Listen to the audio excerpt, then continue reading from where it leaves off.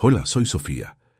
Mi padre, un hombre de negocios respetado en todo Miami, me presentó una noche ante sus socios más importantes con una sonrisa tensa y una simple frase: "Ah, ella solo trabaja en un almacén". Esas palabras, cargadas de un desprecio sutil pero profundo, resonaron en el lujoso salón de nuestra mansión en Coral Gables como un veredicto final. En ese instante, su vergüenza se convirtió silenciosamente en mi combustible. ¿Alguna vez has sentido que la gente que más debería creer en ti es la que más te subestima, la que te reduce a una simple etiqueta para no tener que entenderte? Antes de contarte lo que sucedió exactamente en esa cena y cómo esa frase desató un cambio que nadie, y menos mi padre, vio venir, déjame un comentario diciéndome desde dónde me estás viendo y suscríbete al canal. Créeme, no querrás perderte lo que pasó cuando, apenas una hora después, mi rostro apareció en todas las noticias de ese mismo televisor. El conflicto principal no era nuevo, pero esa noche alcanzó su punto más álgido. Nuestra casa, una imponente estructura de mármol y cristal con vistas a la bahía, siempre me había parecido más un museo que un hogar. Era el escenario perfecto para la vida de mi padre, Alejandro, un hombre cuya valía se medía en contratos cerrados y apariciones en la sección de sociales. Mi hermana menor, Isabela, era su obra maestra, hermosa, superficial y perfectamente moldeada para casarse con alguien de nuestro círculo.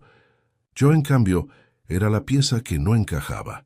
Mi elección de trabajar en un almacén de logística en Doral, de ensuciarme las manos y entender el mundo desde su base operativa, era para ellos una afrenta, una inexplicable traición a su legado de lujo y apariencias. Esa noche, el aire estaba denso, con el perfume caro y la tensión de mi simple presencia.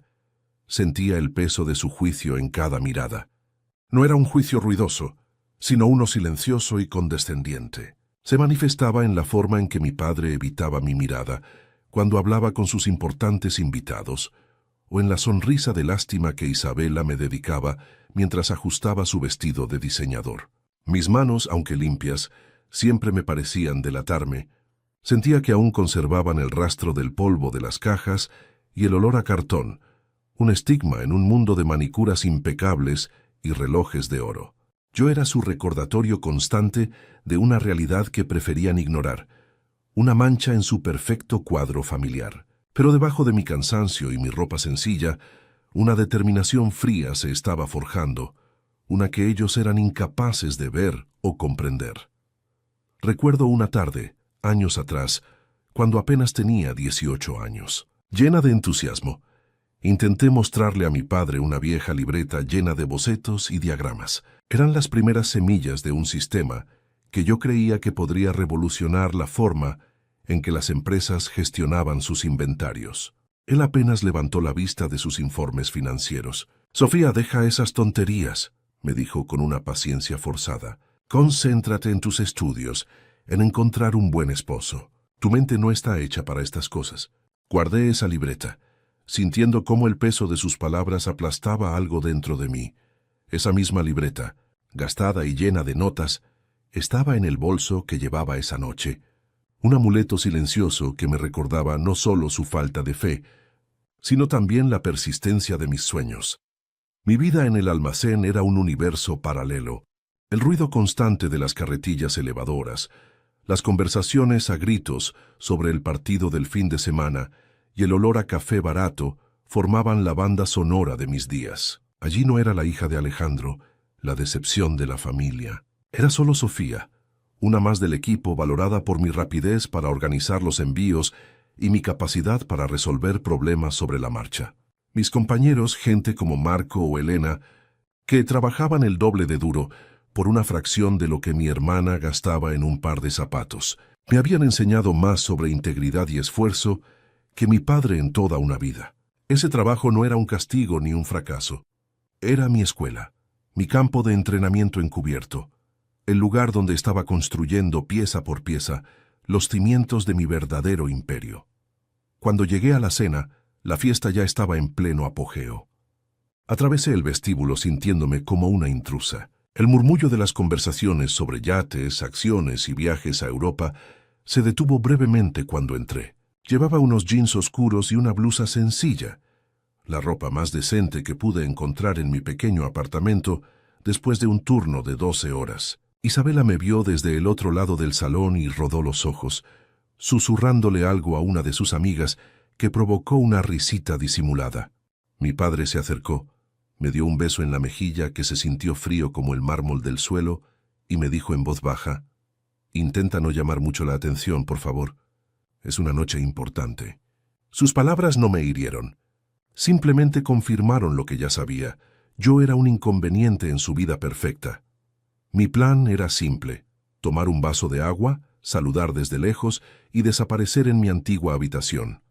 Pero el destino, o quizás uno de los socios más curiosos de mi padre, el señor Morales, tenía otros planes. Él no me había visto desde que era una adolescente y se acercó con una sonrisa genuina. «Sofía, qué alegría verte. Estás muy cambiada. Tu padre siempre nos cuenta los éxitos de Isabela en el mundo del arte, pero a ti te tiene muy escondida. ¿Qué ha sido de tu vida?». La pregunta, aunque inocente, cayó en medio del salón como una piedra en un estanque. Todas las miradas se giraron hacia mí, y luego hacia mi padre esperando una respuesta. Sentí cómo la sonrisa de Alejandro se congelaba en su rostro, atrapado entre su orgullo y la verdad que tanto le avergonzaba. El enorme televisor de pantalla plana, montado en la pared como una obra de arte moderno, mostraba un canal de noticias financieras en silencio. Las cifras y los gráficos se deslizaban por la pantalla. Un telón de fondo para la riqueza que se exhibía en la sala. Mi padre, visiblemente incómodo, se ajustó el nudo de la corbata y echó un vistazo rápido a su Rolex de oro, un gesto nervioso que siempre hacía cuando se sentía presionado o perdía el control de una situación. Era su forma de reafirmar su estatus, de recordar a todos quién estaba al mando. Pero esa noche, el tiempo que marcaba su reloj estaba a punto de agotarse. El señor Morales seguía mirándolo, esperando, y el silencio se hizo más y más pesado, cargado de una expectativa que me incluía por primera vez en años. «Vamos, Alejandro, no seas tímido. Cuéntanos qué hace esta joven tan brillante», insistió el señor Morales, dándome un guiño amistoso. Mi padre respiró hondo, forzó la sonrisa más falsa que le había visto en mi vida y soltó la frase que lo cambiaría todo. «Ella solo trabaja en un almacén». Lo dijo con un tono que intentaba ser ligero, casi una broma, pero la decepción era palpable. El golpe final vino de mi hermana. «¡Qué vergüenza!», susurró Isabela, lo suficientemente alto para que yo y los que estaban cerca lo oyéramos. Una ola de frío me recorrió, pero no era de humillación. Era una calma helada, una claridad absoluta. En lugar de llorar o gritar, una pequeña y casi imperceptible sonrisa se dibujó en mis labios. Ellos no lo sabían, pero acababan de darme la señal que estaba esperando. El juego había terminado. Mi sonrisa silenciosa pareció desarmarlos más que cualquier grito o lágrima. El señor Morales parpadeó confundido, como si no supiera si debía reírse o disculparse por haber preguntado. Mi padre, por su parte, carraspeó y rápidamente puso una mano en el hombro del señor Morales, guiándolo hacia la barra. «Ven, Alberto, tienes que probar este whisky escocés de 30 años. Una verdadera joya». Era su táctica de siempre: desviar, minimizar, hacer como si yo fuera un pequeño e incómodo bache en el suave asfalto de su vida. Isabela, en cambio, no disimuló su satisfacción. Me lanzó una mirada triunfante, saboreando mi humillación pública como si fuera el más caro de los champanes. El resto de los invitados, captando la señal, reanudaron sus conversaciones con un entusiasmo un poco forzado, dejándome sola en el centro de un silencio que solo yo podía oír. En ese momento, las palabras de mi padre dejaron de tener peso. Durante años, su desaprobación había sido una carga, una voz en mi cabeza que me susurraba que yo no era suficiente. Pero esa noche, su juicio se sentía hueco, impotente. Su visión del mundo era tan pequeña, tan limitada a los confines de esa mansión y a los nombres que aparecían en las revistas de sociedad. No podían ver más allá de mi ropa de trabajo, porque nunca se habían molestado en mirar. Su ceguera era su debilidad, y mi secreto, mi fuerza. Justo antes de entrar a la casa, mi teléfono había vibrado con un mensaje de Javier, mi socio y la única persona en el mundo que conocía mi verdad. El mensaje era corto, casi críptico. Estamos listos. Es esta noche. Esas 5 palabras eran el verdadero veredicto, y resonaban en mi interior con una fuerza que ahogaba por completo el desprecio de mi familia. La escena me trajo a la memoria el día que Isabela fue aceptada en una prestigiosa escuela de arte en Nueva York. Mi padre organizó una fiesta sorpresa, le regaló un convertible blanco y brindó por la futura estrella de la familia.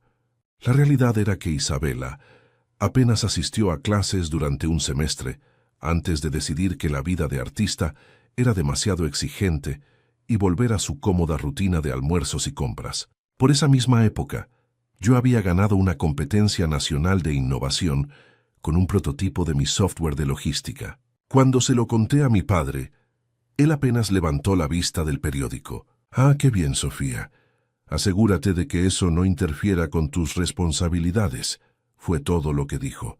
El convertible de Isabela seguía en el garaje, acumulando polvo. Mi premio en Bidendel efectivo, en cambio, se había convertido en la semilla de mi libertad.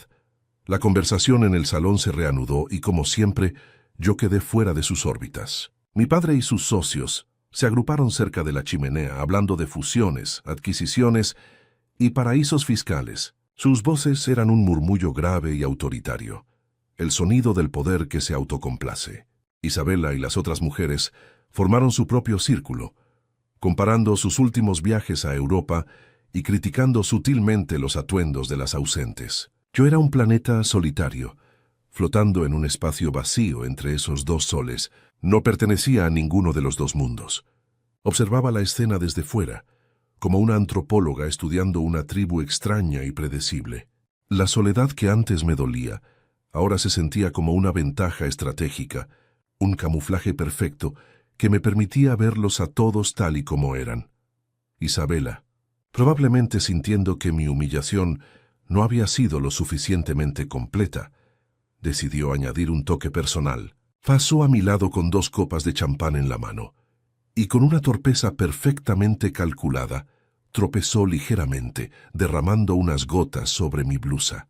«¡Ay, lo siento tanto!», exclamó con una voz que era puro teatro. «Esta ropa parece tan delicada». Luego se alejó con una sonrisita, uniéndose de nuevo a sus amigas, quienes soltaron risitas cómplices. El líquido frío se filtró a través de la tela, pero yo no sentí nada. Era un acto tan infantil, tan patético en su crueldad, que solo me provocó una profunda lástima por ella. Su poder se limitaba a esas pequeñas maldades, a ese escenario artificial. El mío estaba a punto de redefinir la realidad. Mi mirada se posó en mi padre. Estaba en su salsa, gesticulando con la mano izquierda mientras contaba una anécdota. El Rolex de oro en su muñeca captaba la luz de los candelabros, brillando como un faro de su éxito. Para él ese reloj era más que un accesorio, era la materialización de su filosofía de vida. El tiempo era dinero, el estatus lo era todo y la apariencia era la única verdad que importaba. Él creía firmemente que su fortuna, construida sobre los cimientos del legado de mi abuelo y sus conexiones en el viejo mundo de los negocios, era inexpugnable. No tenía la menor idea de que su modelo de negocio era un dinosaurio a punto de extinguirse. El futuro no se medía en oro de 18 quilates, sino en líneas de código y en la velocidad de los datos, un idioma que él era incapaz de entender. El gran televisor seguía mostrando las noticias financieras, un flujo silencioso de datos que nadie en la sala parecía notar. Para ellos, era parte de la decoración, como una pintura abstracta cara. Para mí era un reloj de arena, y los últimos granos estaban a punto de caer. Cada símbolo bursátil que se deslizaba por la pantalla era un recordatorio del mundo real, un universo que operaba con reglas muy diferentes a las de ese salón. Por un instante, visualicé el ticker de mi propia empresa, Logicor, apareciendo en esa misma pantalla. La idea me produjo un escalofrío, una mezcla de terror y euforia. El anonimato que había sido mi escudo durante tanto tiempo estaba a punto de desvanecerse para siempre. Estaba a punto de volverme visible y sabía que el impacto sería devastador. Una de las esposas de los socios, una mujer llamada Beatriz, que siempre había intentado ser amable conmigo a su manera torpe y condescendiente, se me acercó con una expresión de compasión. «Sofía, querida, no te preocupes por lo que dijo tu padre. A veces los hombres no saben cómo expresar su orgullo», dijo, dándome una palmadita en el brazo. «Es muy noble lo que haces.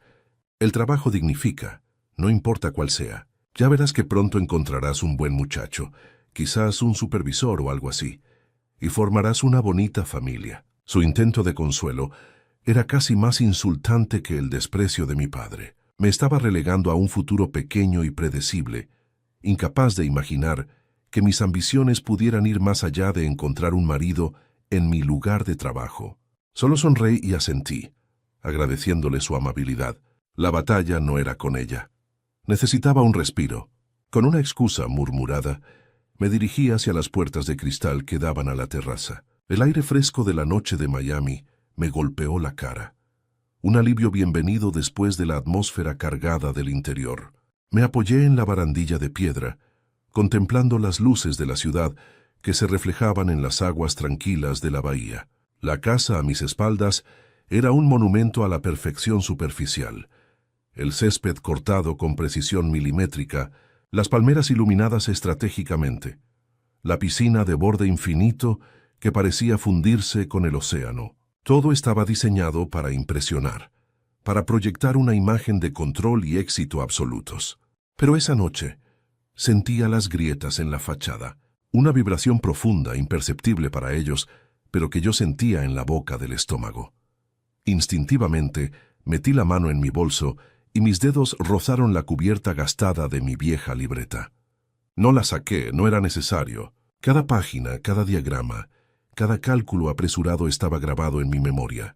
Eran los planos de mi rebelión, las ideas que mi padre había llamado tonterías, y que ahora eran la columna vertebral de una empresa valorada en cientos de millones de dólares. Esa libreta ya no era un recordatorio de su rechazo. Se había transformado en un símbolo de mi resistencia silenciosa. Era la prueba tangible de que mientras ellos me veían como un fracaso, yo estaba construyendo un imperio en las sombras, usando su subestimación como el combustible que alimentaba mi ambición.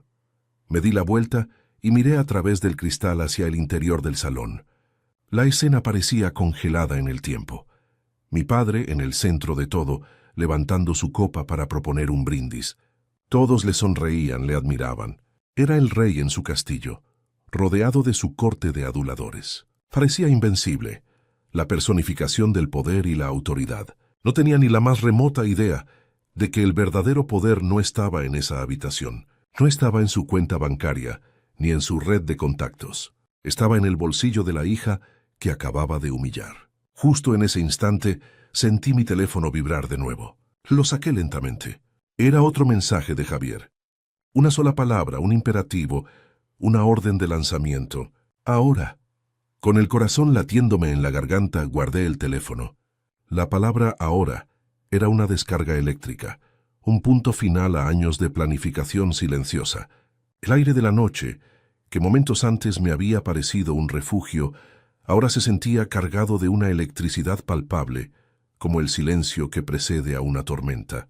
Cada segundo parecía estirarse, denso y lleno de significado. Ya no había vuelta atrás. Respiré hondo una última vez, no para calmarme, sino para absorber el momento, para sellarlo en mi memoria como el instante preciso en que todo cambió. Me erguí, ajusté mi sencilla blusa y con una calma que no sabía que poseía, di media vuelta y caminé de regreso hacia las puertas de cristal, de regreso al epicentro de mi humillación, que estaba a punto de convertirse en el escenario de mi liberación.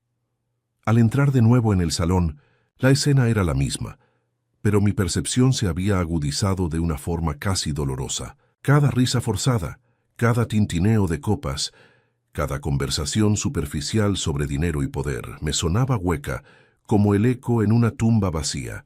Veía a esas personas, no como gigantes inalcanzables, sino como actores en una obra predecible, repitiendo sus guiones de siempre.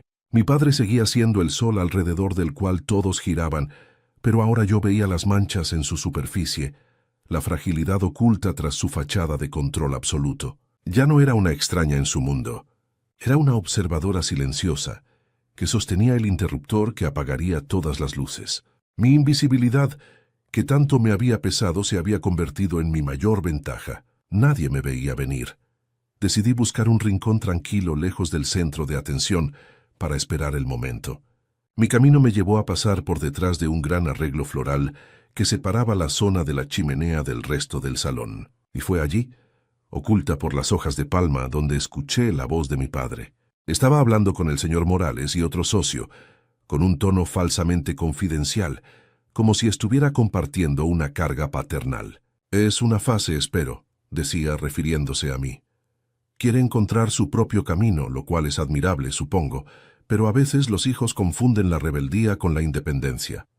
Algunos nacen para construir imperios, otros para cargar cajas. Supongo que es una lección de humildad para un padre, ¿no creen?». El veneno en sus palabras era sutil, pero letal. Esperaba que los otros hombres asintieran o soltaran una risa condescendiente, pero en su lugar se hizo un breve silencio, y luego el señor Morales habló, y sus palabras me golpearon con la fuerza de una revelación. «No lo sé, Alejandro», dijo con una voz pensativa mirando su vaso de whisky. «A mí me parece que hay una enorme valentía en eso, en rechazar el camino fácil que le has ofrecido y ensuciarse las manos. Mi propio hijo, con todas las oportunidades que le he dado, no movería un dedo si no hubiera un cheque de por medio. Ojalá tuviera la mitad de esa integridad. Estás criando a una mujer con carácter, aunque no te des cuenta». Fue la primera vez que alguien de su mundo, alguien a quien mi padre respetaba, me defendía, y lo hizo sin saber siquiera la mitad de la historia. La sonrisa de mi padre flaqueó por una fracción de segundo. Vi cómo su mandíbula se tensaba. El señor Morales, sin quererlo, había desarmado su narrativa de hija fracasada y la había convertido en una historia de carácter e independencia. Mi padre, un maestro en controlar cualquier conversación, se quedó momentáneamente sin palabras. Carraspeó intentando recuperar el control. «Bueno, Alberto, eres muy generoso», dijo forzando una risa que sonó más a un carraspeo. «Pero créeme, prefiero el carácter que firma contratos millonarios». Levantó su muñeca para mirar su Rolex, un gesto instintivo para reafirmar su autoridad, pero por primera vez el gesto me pareció desesperado, como el de un rey que siente que su corona empieza a resbalar. Había una grieta en su armadura y yo la había visto. Me alejé de mi escondite antes de que pudieran verme, con el corazón martilleándome en el pecho, pero esta vez no era por la humillación, sino por una oleada de pura adrenalina. La validación inesperada del señor Morales era una señal, un presagio de que la balanza de poder ya estaba empezando a inclinarse, incluso antes de la gran revelación. Mi mirada se cruzó con la del televisor. El canal de noticias financieras seguía su curso silencioso, pero ahora mi atención se fijó en el ticker que corría por la parte inferior de la pantalla. Vi palabras sueltas: mercado, tecnología, IPO récord, fundador misterioso. Eran fragmentos de mi otra vida, invadiendo lentamente este espacio. Era como ver dos mundos a punto de colisionar, y yo estaba parada exactamente en el punto de impacto. Justo en ese momento, Isabela se me acercó, probablemente enviada por su curiosidad o su inagotable necesidad de superioridad. Su rostro mostraba una mezcla de desdén y confusión. Seguramente había notado mi extraña serenidad. «¿Qué te pasa?», preguntó bajando la voz. «Parece que viste un fantasma. ¿O es que finalmente te diste cuenta de que no perteneces aquí?».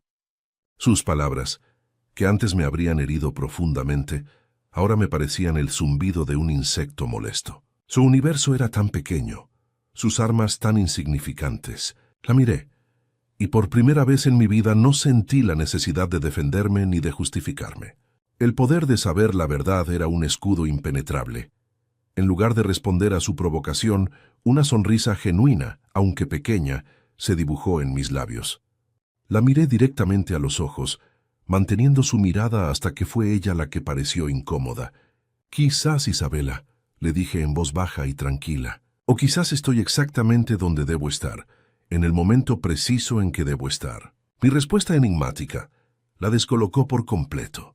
Ella esperaba lágrimas, ira o vergüenza. No estaba preparada para la calma, para la confianza. Frunció el ceño, como si intentara descifrar un idioma que no entendía, y por un instante vi un atisbo de miedo en sus ojos. Sin saber por qué, se sintió amenazada. Se dio la vuelta y se alejó sin decir nada más, volviendo a la seguridad de su círculo. Con una nueva determinación, crucé el salón, ignorando las miradas curiosas que ahora seguían mis pasos. Ya no buscaba un rincón para esconderme. Encontré un sillón individual vacío, uno que estaba ligeramente apartado del grupo principal, pero que tenía una vista perfecta y directa del enorme televisor en la pared. Me senté sintiendo el cuero frío bajo mis manos. Saqué mi teléfono una última vez, abrí el chat con Javier y escribí una sola palabra, la confirmación final de que estaba en posición. Listo. Lo envié y guardé el teléfono en mi bolso. Luego simplemente crucé las manos sobre mi regazo, enderecé la espalda y fijé mi vista en la pantalla. El espectáculo estaba a punto de comenzar, y yo, por primera vez, tenía el mejor asiento de la casa. La atmósfera a mi alrededor se desvaneció. El murmullo de las conversaciones, la música suave, la presencia de mi familia, todo se convirtió en un ruido de fondo distante e irrelevante. Mi único foco era esa pantalla negra y brillante, que en cualquier momento se convertiría en el espejo de mi verdad. Sentí una extraña paz, la calma del ojo del huracán. Durante años había luchado contra la corriente, tratando de encajar, de ser aceptada, de ser vista. Ahora, todo lo que tenía que hacer era esperar, dejar que la verdad hiciera el trabajo por mí. Mi padre, al otro lado del salón, levantó su copa para proponer otro brindis, ajeno a todo, celebrando un mundo que ya, sin que él lo supiera, había dejado de existir. El brindis de mi padre resonó en el salón, sus palabras llenas de la confianza ciega de un hombre que nunca ha conocido la duda. Hablaba de legado, de tradición, de la fuerza de su nombre. Y mientras él celebraba su mundo de certezas inamovibles, yo permanecía sentada en mi sillón, en mi propio universo de silencio, con la mirada fija en la pantalla. Sentía una calma casi sobrenatural, la quietud que precede al terremoto. Mi corazón latía con un ritmo firme y constante, no por miedo, sino por la anticipación de una justicia que había tardado años en gestarse. Cada segundo que pasaba era un grano de arena cayendo en el reloj del tiempo, acercándome al momento en que su realidad y la mía chocarían de forma irreparable. Y solo una de las dos sobreviviría intacta. De repente, el flujo constante de cifras y gráficos en la pantalla se interrumpió. Un estridente banner rojo con las palabras «Noticia de última hora» parpadeó en la parte superior, silenciando la música de fondo del programa. El cambio fue tan abrupto que captó la atención de algunos invitados. Vi un par de cabezas girarse con curiosidad, pero la mayoría continuó con sus conversaciones, demasiado absortos en su propio mundo como para prestar atención a una interrupción del mundo exterior. Mi padre, que acababa de terminar su brindis entre aplausos, frunció el ceño con molestia, como si la noticia fuera una falta de respeto personal a su velada. Isabela ni siquiera se dio cuenta, demasiado ocupada riéndose de un chiste con una de sus amigas. Para ellos era solo ruido. Para mí era la primera nota de mi sinfonía. El rostro serio de una presentadora de noticias llenó la pantalla. Su voz, clara y autoritaria, cortó el murmullo del salón. Interrumpimos nuestra programación habitual con una noticia que está sacudiendo los cimientos del mundo tecnológico y financiero global, anunció. Mi pulso se aceleró. Un tamborileo sordo en mis oídos, pero por fuera, mis manos permanecían quietas sobre mi regazo. Podía sentir las primeras ondas de choque invisibles recorriendo la habitación. Imaginé a Javier, mi socio, en nuestra pequeña y caótica oficina en Doral, probablemente inclinado hacia su monitor, con una sonrisa de triunfo contenida. Estábamos a kilómetros de distancia, pero en ese instante sentí su apoyo como si estuviera sentado a mi lado, dándome un silencioso asentimiento de ánimo. Estábamos listos. El plan estaba en marcha. Mi padre, al terminar de recibir las felicitaciones por su discurso, finalmente notó la atención dividida de sus invitados. Su rostro se ensombreció de irritación. Probablemente otro escándalo político, murmuró con desdén a los que lo rodeaban. Hizo un gesto a uno de los camareros, un movimiento brusco de la mano. Cambia el canal, por favor. Pon algo de música.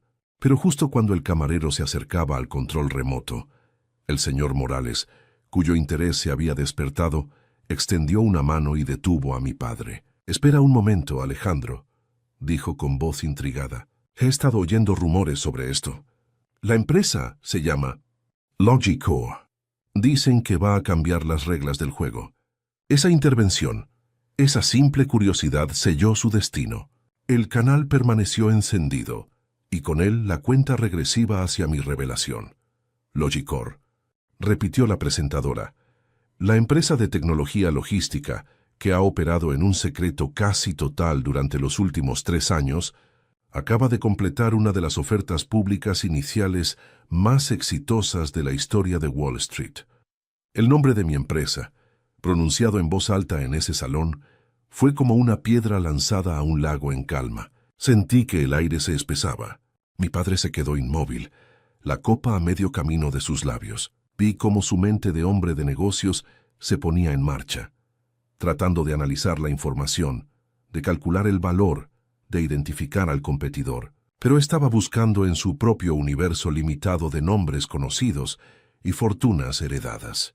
No podía concebir que el origen de esa revolución estuviera a solo unos metros de él, vestida con unos jeans y una blusa manchada de champán. Sentí una vibración sorda en mi bolso, que descansaba a mi lado en el suelo. Sabía que era mi teléfono. Una nueva notificación de Javier. Podía ser un mensaje de ánimo, una actualización o simplemente un emoji de celebración. Pero no aparté la vista de la pantalla. No necesitaba confirmación. Mis dedos rozaron el cuero del bolso, sintiendo el contorno familiar de mi vieja libreta en su interior. Ese objeto, lleno de mis tonterías, de los diagramas que mi padre había despreciado, era el verdadero origen de la fortuna de la que hablaba la presentadora. La libreta ya no era solo un símbolo de mi resistencia. Era el acta de nacimiento de un imperio, un testamento silencioso de que las ideas más poderosas a menudo nacen en los lugares más inesperados y son concebidas por las personas que nadie se molesta en mirar. La pantalla ahora mostraba imágenes de archivo, animaciones fluidas de redes de distribución global, almacenes robotizados funcionando con una eficiencia asombrosa y breves citas anónimas de líderes de la industria elogiando el genio disruptivo detrás del sistema. La mente maestra detrás de Logicore, continuó la presentadora, ha permanecido en el anonimato, conocida solo por el seudónimo S. Rojas. Pero esta noche, con la salida a bolsa, su identidad se ha hecho pública, convirtiéndola instantáneamente en la multimillonaria hecha a sí misma más joven del mundo. La palabra multimillonaria resonó en el silencio que empezaba a caer sobre el salón. Las conversaciones se extinguieron una a una. Las cabezas se giraron, ahora con un interés genuino y palpable, hacia la fuente de esa noticia que prometía ser mucho más que una simple interrupción. Isabella, sin embargo, no pudo contener un bufido de desdén. «Por favor, otra nerd con suerte», le susurró a su amiga, pero su voz, afilada por la envidia, llegó perfectamente hasta donde yo estaba. «Seguro que es una chica rarísima que no sale del sótano de sus padres. Apuesto a que no tiene vida social y se viste fatal».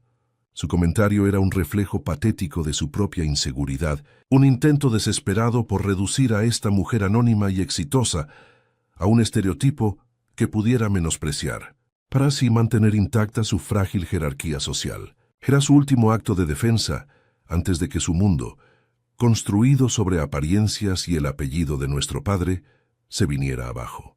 No sabía que la persona que estaba describiendo con tanto desprecio era su propia hermana. En la pantalla, la presentadora sonrió a la cámara, una sonrisa cargada de la importancia del momento. Y después de meses de intensa especulación en el mundo financiero, la identidad de esta visionaria CEO ya no es un secreto, dijo, haciendo una pausa dramática que pareció durar una eternidad. Estamos en condiciones de revelarles el rostro detrás de Logicore. Mi corazón dio un vuelco, un único y poderoso latido que resonó en todo mi cuerpo. Este era el instante, el punto de no retorno. Sentí como las miradas en la habitación comenzaban a oscilar inciertas entre la brillante pantalla del televisor y mi figura solitaria sentada en el sillón. Una conexión extraña, casi subconsciente, se estaba formando en sus mentes, una pregunta que aún no se atrevían a formular. Por una fracción de segundo, mis ojos se encontraron con los de mi padre a través del salón. Su expresión era una mezcla de confusión, molestia por el drama televisivo y una incipiente sombra de pánico. Vio mi calma, mi serenidad antinatural y su instinto, afilado por décadas de negociaciones, le gritó que algo estaba terriblemente mal. Se dio cuenta de que yo no estaba simplemente viendo las noticias como los demás. Lo estaba observando a él, esperando su reacción. No entendía qué estaba pasando, pero sentía con una certeza helada que el control absoluto que había definido toda su vida se estaba desintegrando frente a sus ojos. La pantalla del televisor se iluminó con un destello blanco, preparándose para mostrar la fotografía que lo cambiaría todo para siempre. El silencio en la sala era ahora total, absoluto y ensordecedor. Y entonces sucedió. La pantalla se llenó con una fotografía profesional, que me robaron el aliento a mí misma. No era la Sofía de jeans y blusa sencilla, que estaba sentada en el salón. Era otra mujer.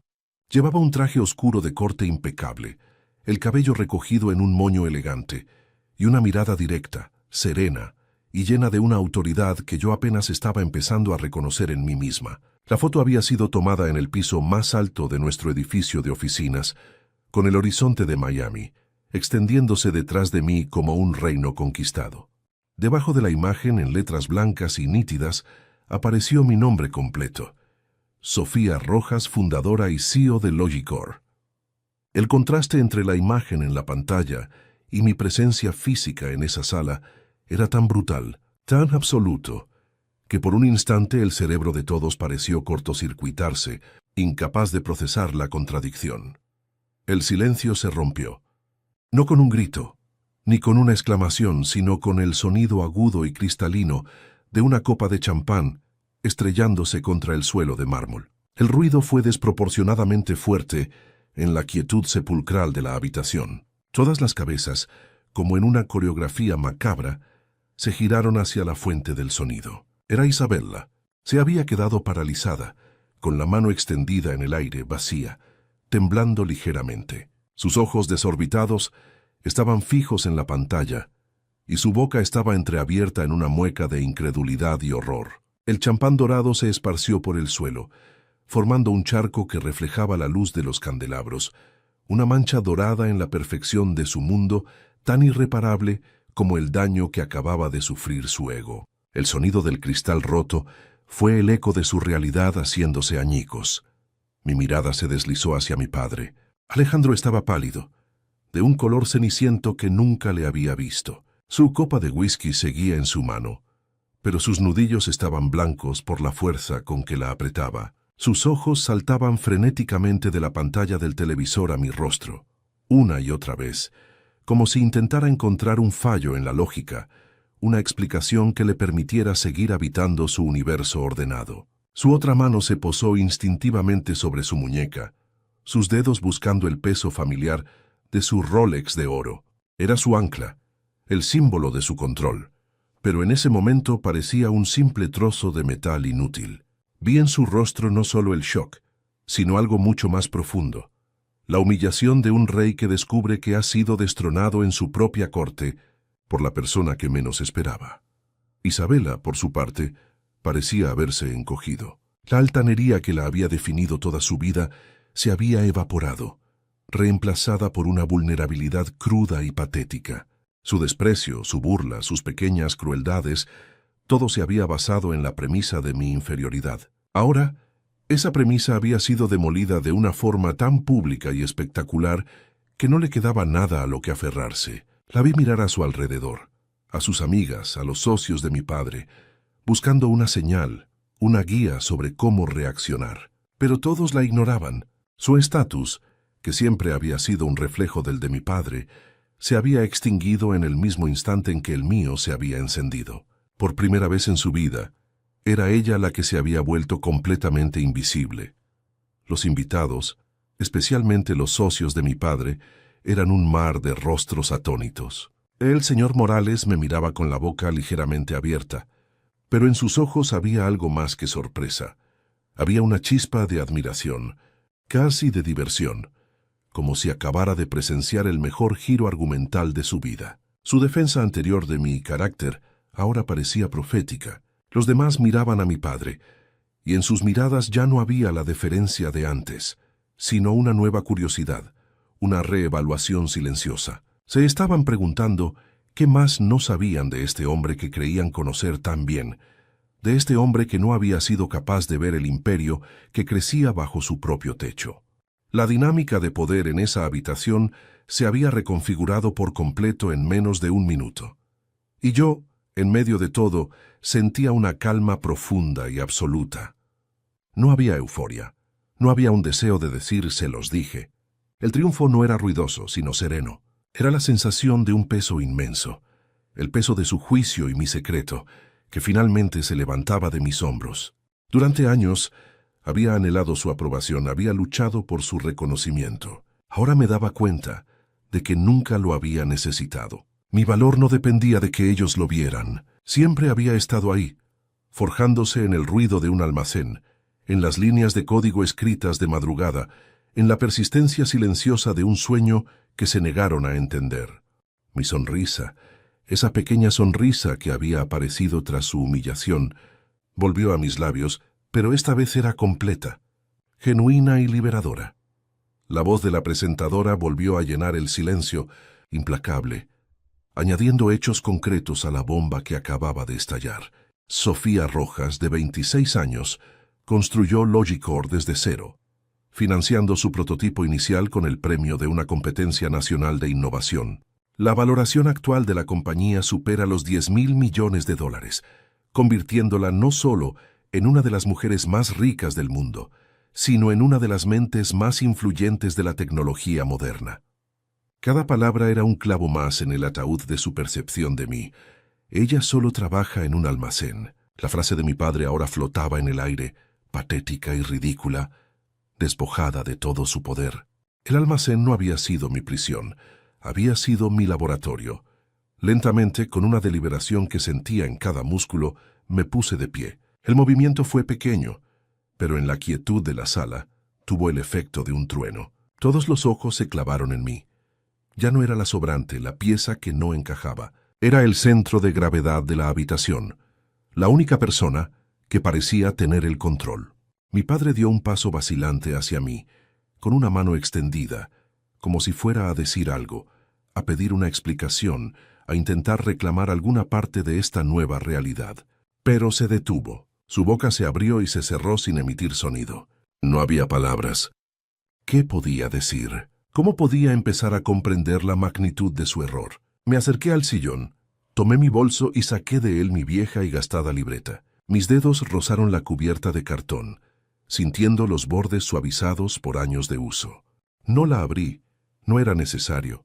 Su contenido ya no era un secreto, era noticia mundial. Con una calma infinita, me acerqué a una pequeña mesa de centro de cristal que estaba vacía y la deposité allí, justo en el centro. La dejé abierta en una página al azar, mostrando un complejo diagrama de flujo dibujado a mano. Era un gesto simbólico, un último mensaje silencioso. Les estaba dejando la prueba, el origen de todo, el mapa del tesoro que siempre habían tenido delante pero que habían sido incapaces de ver. Las tonterías de una hija, ahora expuestas como el plano de un imperio. Con la libreta sobre la mesa, me di la vuelta y comencé a caminar hacia la puerta principal. Mi camino me llevó a pasar a escasos metros de mi padre y mi hermana. No aceleré ni disminuí el paso. Isabella retrocedió instintivamente, como si mi cercanía la quemara. Mi padre, en cambio, se quedó inmóvil, como una estatua de sal. Nuestros ojos se encontraron por una fracción de segundo. En su mirada vi un universo de emociones en colapso. Shock, arrepentimiento, una rabia impotente y, sobre todo, una profunda y devastadora confusión. Era la mirada de un hombre que se da cuenta de que el mundo que ha construido, basado en reglas que creía inmutables, era una ilusión. No le dije nada. Mi silencio era mi respuesta. Mi partida era mi veredicto. Llegué al gran vestíbulo de mármol. Mis pasos resonaban en el silencio, el único sonido en toda la casa. Saqué las llaves de mi auto del bolsillo, el simple llavero de plástico contrastando con el lujo opulento que me rodeaba. Abrí la pesada puerta de madera y sentí el aire fresco de la noche en mi rostro. No miré hacia atrás. Sabía exactamente lo que dejaba. Un salón lleno de gente atónita, una copa rota en el suelo y una familia fracturada por una verdad que ya no podía ser ignorada. El suave clic de la puerta al cerrarse detrás de mí fue el sonido más satisfactorio que había escuchado en mi vida. Era el sonido de mi libertad. Mientras conducía, alejándome de la mansión en Coral Gables, sentí como si estuviera emergiendo del agua después de haber contenido la respiración por años. Las luces opulentas de la casa se hicieron pequeñas en mi espejo retrovisor hasta desaparecer, y con ellas una versión de mí misma que ya no existía. No sentí una explosión de alegría ni un deseo de venganza. Sentí un silencio profundo, una quietud que llenaba el espacio que antes ocupaba la ansiedad por ser aceptada. El clic de la puerta al cerrarse no había sido solo el final de una noche, sino el final de una vida entera de sentirme invisible. Cada kilómetro que me separaba de esa casa era un paso más hacia mi propio territorio, un lugar donde mi nombre no era una decepción, sino una firma en la base de un imperio. El aire que entraba por la ventanilla olía a libertad, y por primera vez sentí que podía respirar a pleno pulmón, sin miedo a que mi simple existencia fuera una inconveniencia. Mi teléfono comenzó a vibrar incesantemente sobre el asiento del copiloto. No necesité mirar la pantalla para saber quién era. El nombre padre brilló en la oscuridad del auto 1, 2, 10 veces. Cada llamada rechazada era una afirmación, un ladrillo más en el muro que estaba construyendo entre mi pasado y mi futuro. Su pánico se sentía a través de las vibraciones, la urgencia de un hombre que ha perdido el control y trata desesperadamente de recuperarlo. Pero su poder sobre mí se había evaporado en el instante en que mi rostro apareció en esa pantalla. Ya no tenía nada que él pudiera darme o quitarme. Silencié el teléfono y lo arrojé al asiento trasero, un gesto simple pero definitivo. Su voz, que durante tanto tiempo había sido el barómetro de mi autoestima, ahora era solo ruido de fondo, una estática lejana de un mundo al que ya no pertenecía. Unos minutos después, llegó un mensaje de texto. Era de Isabela. Su mensaje no era una pregunta ni una disculpa, sino una acusación llena de veneno y pánico. ¿Cómo pudiste hacernos esto? Nos humillaste a todos. Arruinaste la noche más importante de papá. Siempre tienes que ser el centro de atención, ¿verdad? Leí sus palabras y sentí una punzada de lástima. Su mundo era tan pequeño que mi éxito solo podía ser interpretado como un ataque personal contra ella. No entendía que mis acciones no tenían nada que ver con ellos. Se trataba de reclamar mi propia vida. No respondí. Borré el mensaje y su hilo de conversación. Cortar lazos con ella fue como quitarme un zapato que me había apretado durante 20 años. No había dolor, solo un inmenso y bendito alivio. Su estatus, construido sobre la arena movediza del dinero de mi padre, se había desmoronado y ella no tenía las herramientas para construir nada por sí misma. La primera llamada que sí contesté fue la de Javier, 20 minutos después. Su voz era una explosión de alegría y alivio. Lo logramos, Sofía. Lo logramos. ¿Estás viendo las noticias? El mundo se está volviendo loco. Su entusiasmo era contagioso y me arrancó la primera sonrisa genuina de la noche. Hablamos de la subida de las acciones, de la avalancha de correos electrónicos de inversores y de los titulares que ya nos llamaban el unicornio del año. Era real. Todo el trabajo, todas las noches sin dormir, todo el sacrificio silencioso había culminado en ese momento. Javier había creído en mí cuando ni yo misma estaba segura de poder hacerlo. Él no era solo mi socio, era la familia que yo había elegido.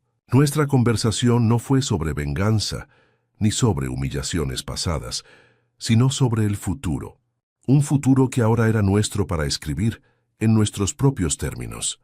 En las semanas siguientes, mi vida se transformó, pero no de la manera que mi familia habría esperado. No compré una mansión en la playa, ni un auto deportivo. Me mudé de mi pequeño apartamento en Doral, sí, pero a un moderno penthouse en Brickell. Era un espacio minimalista, lleno de luz, tecnología y libros, un reflejo de mi mente, no de mi cuenta bancaria. Mi vieja y gastada libreta no estaba escondida en un cajón. La mandé a enmarcar y la colgué en la pared de mi oficina en casa, justo frente a mi escritorio. Era un recordatorio diario de que las ideas más valiosas no necesitan la aprobación de nadie para existir. Establecí una regla férrea con mi nueva asistente. Cualquier comunicación de Alejandro o Isabela Rojas debía ser bloqueada. No por odio, sino por autopreservación. Mi paz era mi nuevo lujo y no era negociable. Un mes después de la cena, mi padre se presentó sin previo aviso en las oficinas de Logicor. El guardia de seguridad del vestíbulo me llamó, con voz nerviosa, para informarme que un tal Alejandro Rojas insistía en verme, afirmando que era mi padre. Vi su imagen en la cámara de seguridad. Parecía más viejo. Su traje impecable no lograba ocultar el peso de la derrota en sus hombros. Por un momento dudé, pero luego, con una calma que me sorprendió a mí misma, le di instrucciones a mi asistente. Dígale que la señorita Rojas no tiene ninguna reunión programada con él y que su agenda está completa por los próximos 6 meses. Si desea solicitar una, puede hacerlo a través de nuestro portal corporativo, como cualquier otro proveedor. Fue un mensaje frío, corporativo, pero necesario. Las reglas del juego habían cambiado, y él ya no tenía acceso VIP a mi vida. La relación con mi padre no se rompió, simplemente dejó de existir. El hombre que me había subestimado se convirtió en una nota a pie de página en los artículos que se escribían sobre mí, el padre desconectado del éxito de su propia hija. Su autoridad, que una vez me pareció tan absoluta, se reveló como lo que siempre fue, una construcción frágil basada en el dinero y el estatus. Sin mi sumisión, su papel de patriarca se desvaneció. Isabela, por su parte, se desvaneció de la escena social de Miami. Su único valor en ese círculo era su apellido y la promesa de una alianza con nuestra familia. Cuando el poder de ese apellido se vio eclipsado por el mío, y yo le cerré la puerta, su moneda social se devaluó hasta quedar sin valor. Se convirtió en un fantasma en las fiestas a las que antes asistía como reina. Del señor Morales supe a través de un correo electrónico que me envió unas semanas después. Me felicitaba no solo por mi éxito empresarial, sino por mi coraje silencioso. Me confesó que esa noche, después de que me fui, el silencio en el salón fue ensordecedor y que la caída en desgracia de mi padre ante sus socios fue inmediata y brutal. Nadie respeta a un rey que no puede ver el oro que tiene en su propio castillo, escribió. Su validación, la de un extraño, significó más para mí que cualquier palabra que mi familia pudiera haber dicho. Representaba el mundo real, un mundo donde el mérito, la visión y el trabajo duro finalmente superaban a los apellidos y las apariencias. Le agradecí su amabilidad y seguimos en contacto, convirtiéndose en un inesperado mentor. Hoy, mi vida es tranquila y está llena de propósito. Dirijo mi empresa. Trabajo con gente que me respeta por mi mente y no por mi linaje, y he encontrado una paz que el dinero no puede comprar. A veces, desde la ventana de mi oficina que domina el horizonte de Miami, pienso en esa noche.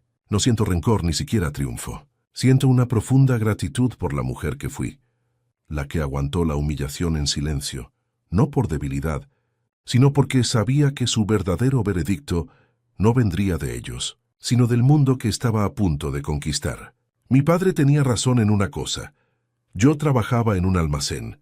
Lo que nunca entendió es que mientras él veía cajas de cartón, yo estaba construyendo los cimientos de mi propio reino. Mi valor nunca dependió de su aprobación. Simplemente ahora el resto del mundo también lo sabía. Lo que aprendí esa noche, y en los años que siguieron, es algo que ninguna escuela de negocios podría enseñarme.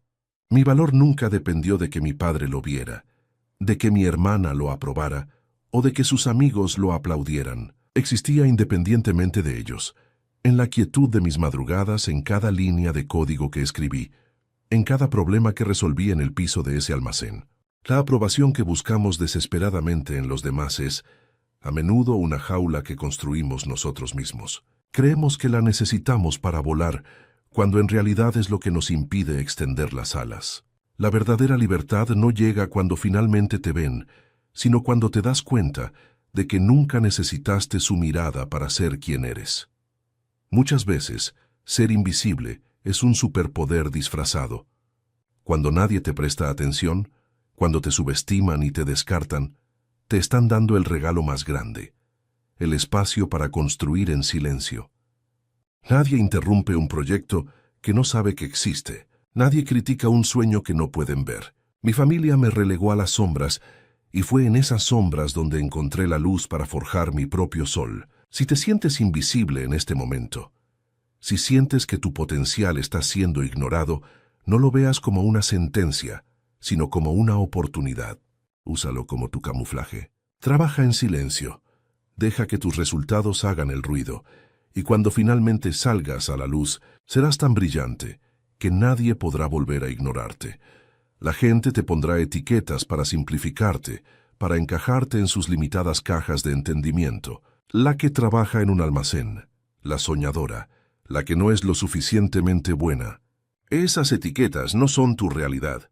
Son el reflejo de sus miedos y prejuicios. Durante años, llevé la etiqueta que mi padre me puso como una carga, pero esa noche entendí que era solo una palabra, vacía y sin poder. El poder se lo damos nosotros cuando la creemos.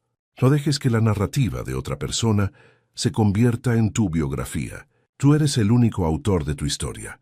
Tú decides si tu capítulo se llama fracaso o el prólogo de un imperio. El verdadero poder no es el que se hereda, el que se exhibe en un reloj de oro o el que se impone con una voz autoritaria. Ese poder es frágil, depende de la admiración y el miedo de los demás.